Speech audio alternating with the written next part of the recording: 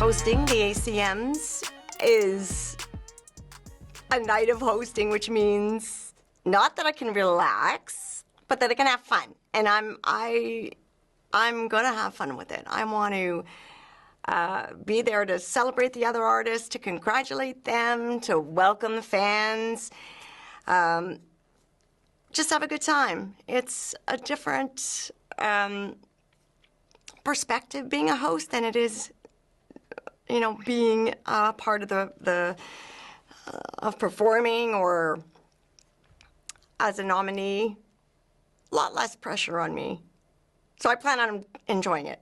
You know what? I've watched Reba host so many times. She is a great teacher just by example. So, she's very funny, which I've always appreciated. She's got a great sense of humor.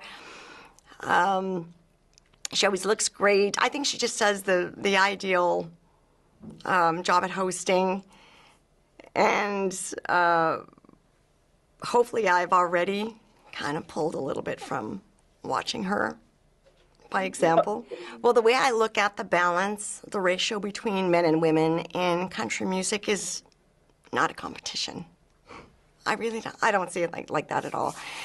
It's really just about, as a genre, putting our best foot forward for the fans, right? And the more global I see country being around the world would, for me, be a really healthy thing. So the more variety we have in our genre, the better, the more originality we have, and a good balance of who our best artists are. It's obviously going to include women. So by not excluding them, I think we're going to get, and we already are getting it, we're seeing it this year, we're going to get a really, really super high standard. So the awareness that there's been less room for women for whatever reason in country music has meant that we've missed out on a lot of really great talent. So yeah, I think it's just great to celebrate. Let's have more originality, more spread of, stylistically, let's be more inclusive and welcoming, and we're just going to get a better result. I'm definitely working on new music. I have new music coming out this summer. The first single's coming out 13th of May, and the whole album is, I would say, a story, all reflecting on my youth. My youth from my beginnings to when I got my record contract.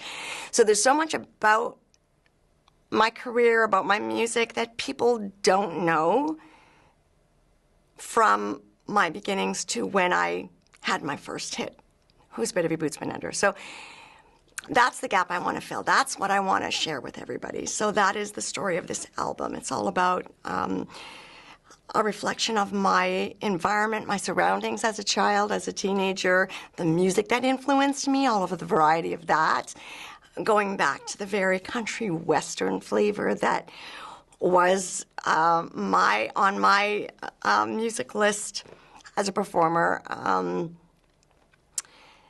that we called country western. And so we're going to hear, or I'm sharing through this album a side of me that nobody really knows about. And the album, I'm not sure I should tell you what the name of the album is yet, but it's all-encompassing. The title track is all-encompassing, and I'm really excited about sharing it. I'm just excited about sharing all of me. Did I ever know at one point that I'd be where I am today? I had more of an inkling of where I was going or where I was heading during that life-changing period of Come On Over. So I was more aware of the possibilities of what was really reachable, right, and attainable by then. But my young self had no clue, no idea, nowhere in my wildest imagination was I ever even maybe going to be making music outside of my country? Was I ever going to even visit other countries? I mean, with our family truck, we were lucky if we could even make it to, had enough gas for a 2-hour drive, never mind a 5-day drive to Nashville. And I wouldn't even have imagined that there was any other way to get anywhere except drive. I wouldn't have, as a kid and a teenager, I was like, oh, that is just so far away. And that would mean I'd have to get on a plane. So my youth and my beginnings were so simple that even Nashville, the location of it was something that I would, probably never get to. So, yeah, no. My younger self, no idea. All of my imagination went into my songwriting. And that is where I traveled. And that is where I explored the world. But not in reality.